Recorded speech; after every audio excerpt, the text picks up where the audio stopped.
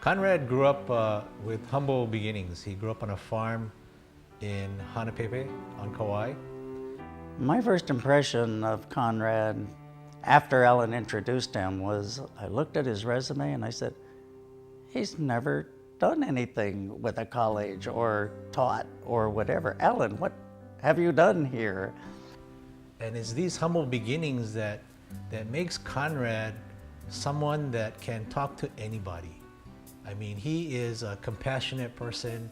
He can go into a restaurant, talk to the dishwasher, and speak pidgin English, and yet he can go into a board meeting and talk proper English. And this is what actually makes him, it made him the right person for the position of the director of the Culinary Institute of the Pacific.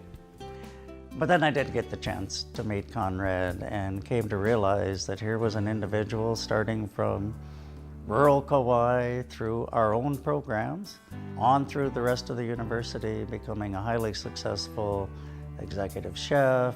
Conrad had all the skills that really would take our programs to the next level. And so sometimes first paper impressions aren't really the impressions that you get when you meet someone like Conrad. Conrad is very deserving of this award because of what he's done for the community as far as his work with the CIP and making that come to fruition. But also, you know, in the community, people are always going to have questions.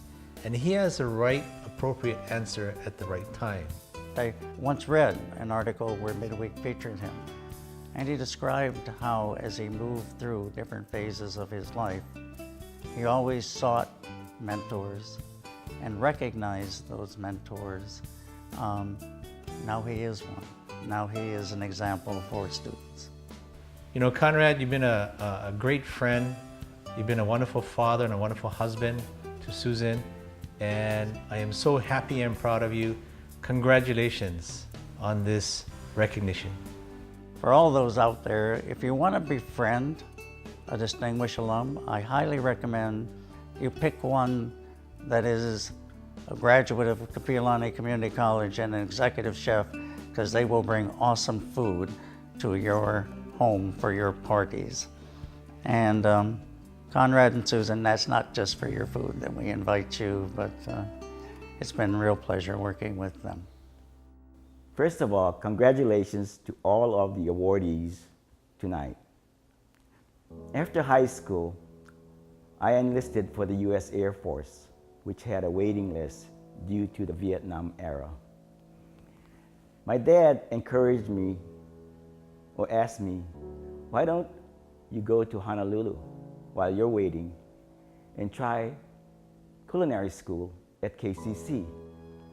Culinary school didn't excite me. Honolulu did. I went and I enjoyed myself. And for not trying very hard, I received a scholarship and cooking equipment and uniform from the professional cooks of Hawaii.